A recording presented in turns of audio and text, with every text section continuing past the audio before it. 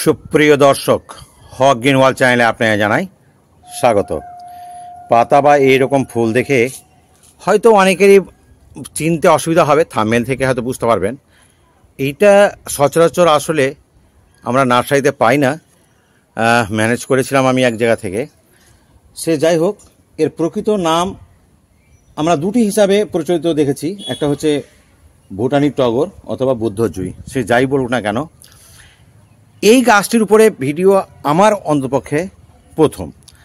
তবে হ্যাঁ, এটা বলি, এর আর একটা জাত আছে। এটা যেমন আপনার পিঙ্ক কালার পাচ্ছেন, এটার একটা আর সাদা কালার আছে, সেটার ভিডিও আমি ইতিপূর্বে আপনাদেরকে দেখেছি বা বলেছি। তো সেই গাছটাতে কিন্তু ফুল একটু আগে থেকে হচ্ছিল, আর এই গাছটা যখন শুরু হলো ফুল দিতে, ঠিক তখনই একেবারে দাবদাহ শুরু হলো।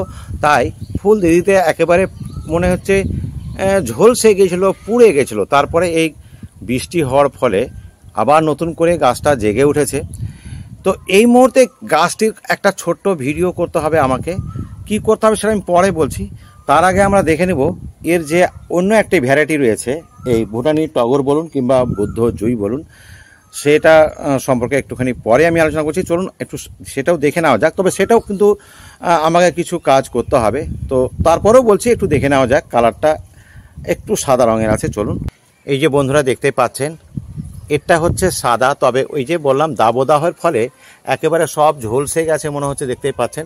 এখন যেহেতু ওয়েদারটা অনেকটাই ঠিক হয়েছে বৃষ্টির পরে, এবং নতুন নতুন ব্রাঞ্চ ছাড়ছে এবং নতুন নতুন কুড়ি আসছে, তো একটু খাবার এবং একটু পরিচর্যা করতে হবে। সেটা আমি এর পরে করব। আগে যেটা দেখালাম পিঙ্ক কালার, সেটা নিয়ে আলোচনা করি। চলুন সেখানে। তো বন্ধুরা, এটুকু শুধু বলবো, গাছটি যদি ফুল নাও হয়, তবু এই যে অর্নামেন্টাল প্লান্টগুলো হয়, সেই অর্নামেন্টাল প্লান্টের মতো গাছের পাতাগুলো। কাজেই এই গাছটিকে যে ফুল হলেই যে দেখব তা নয়, ফুল যখন হবে না তখন এটা শোভাবর্ধন করে। যার জন্য এই গাছের ফুল ছাড়াও এই গাছের শেপ সাইজটাকে আমাকে ঠিক করে নিতে হবে। এই উদ্দেশ্যেই আজকের কিন্তু ভিডিও করা। তো কীভাবে শেপ সাইজ ঠিক করব, দেখুন, দূর থেকে দেখুন গাছটা। একটা আমি মাত্র ডাল নিয়ে এসেছিলাম, সেখান থেকে গোড়া থেকে কয়েকটা ব্রাঞ্চ পরে বেরিয়েছিল, কিন্তু ওপর দিক থেকে একটা ডাল ব্রাঞ্চ ছেড়ে ফুল দিচ্ছে, দুটো হয়েছে। মানে এটা দেখুন, এটা এইদিকে চলে এসছে বেশ অনেকটা, এবং এখানে একটা ছোট একটা ডাল আছে, আর এইটা, এই তিনখানা ডালকে যদি আমি ঠিক এইরকম, এই যে এটার এইরকম জায়গাতে, এটা ঠিক এই জায়গাতে, এবং এটা ঠিক এই জায়গাতে যদি আমি হার্ড পুনিং করার মতন করে দিই, যদিও এটা হার্ড পুনিং করার সময় নেই, কিন্তু বর্ষাকে করা যায়, কোনো অসুবিধা নেই, করে দিলে তাহলে গাছটিতে যেভাবে নতুন নতুন ব্রাঞ্চ বেরোচ্ছে, এই যে বেরোচ্ছে, তাহলে একটা শেপ নেবে, একটা রাউন্ড ফিগার শেপ নেবে, এবং তখন যদি ফুল আসে, গাছটি সত্যিই শোভাবর্ধন করবে। ফুল না থাকলেও দেখতে খুব ভালো লাগবে। এই জন্য আমি মনে করি এই গাছের ডালগুলোকে কেটে তারপরে এর পরিচর্যা সম্পর্কে কিছু বলছি। আগে কেটে নিই আমি। হ্যাঁ, তো বন্ধুরা, এবার একটা নতুন একটা শেপ নিয়েছে, এবং এই গাছটিতে আর কিন্তু ফুল নেই। ফুল হবে যখন, দেখতে আরও সুন্দর হবে যখন, যেহেতু এটাকে রাউন্ড ফিগার করে দিচ্ছি এই জন্য। এবার যেহেতু কিছু ডগা আগে থেকে বেরোচ্ছে, খুব শিগগিরই হয়তো যে কোনো সময় এর ফুল বেরিয়ে যেতে পারে।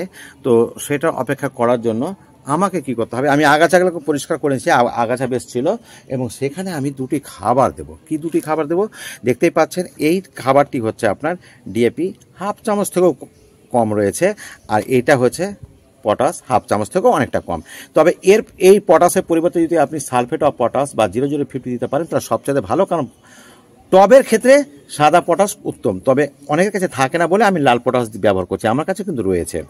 আর এই দুটো যদি না আলাদা করে দেন, তাহলে 10, 26, 26 দেবেন সব, তাহলে আর অন্য কোনো খাবার লাগবে না। হ্যাঁ, খাবার লাগবে বর্ষার আগে, মানে আরও 1 মাস পরে, বৃষ্টি যখন আসবে তার আগে আমরা কিন্তু কম্পোস্ট সার দিয়ে দেবো, তারপরে একদম শীতকালে খাবার দেবো। তো এখন সেই কথাগুলো বলে লাভ নেই, ঠিক যখন এরপরে আমি ভিডিও নিয়ে আসবো তখন আমি কথা বলবো। তো এইটাকে আমি দুটোকে মিক্স করে দিয়ে আমি চারদিকে এই গাছ একটু দূরে দূরে দিতে হবে, যেহেতু এটা কেমিক্যাল ফার্টিলাইজার দিয়ে আর নিড়ানি দিয়ে এটাকে একটুখানি মাটির সঙ্গে আমি মিশিয়ে দেওয়ার চেষ্টা করছি বন্ধুরা। এই যে মোটামুটি বৃষ্টির জলটা এখনও সেভাবে শুকায়নি, যার জন্য আমাকে আগে থেকে জল দিতে হয়নি, কারণ খাবার দেওয়ার আগে একটুখানি জল দিলে খুব ভালো হয়। আচ্ছা, এবার কি করবো, একটুখানি হাত দিয়ে যদি এটাকে আমি দলাগুলোকে ভেঙে দিয়ে একটু সুন্দর করে দিই, আর এভাবে নিড়ানি দিলে কি হয়, মানে বাতাস প্রবেশ করতে পারে, ফলে গাছটা উপযুক্ত খাবারের জন্য প্রয়োজনীয় উপাদেয় সেটা কিন্তু পেয়ে যায়। আচ্ছা, এইটা মিশিয়ে দিলাম।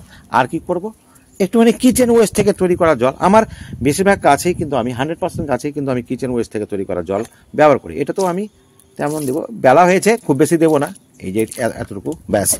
গাছে কিন্তু বন্ধুরা কোনো রোগ পোকা দেখতে পাইনি, মিলিবাগ হলে হতে পারে, তবে এখন পর্যন্ত এই গাছে কোনো রোগ পোকা নেই, একটি পাতাও কোনো পোকামাকড় খায়নি। তবে এই জন্য আমি 15 দিনে একবার নিমল দিই। গাছ অবশ্যই রোদে রাখবেন। আগামীতে যখন গাছ ভর্তি ফুল হবে তখন আপনার সামনে নিয়ে আসবো। বন্ধুরা ভালো থাকুন, সুস্থ থাকুন, ধন্যবাদ।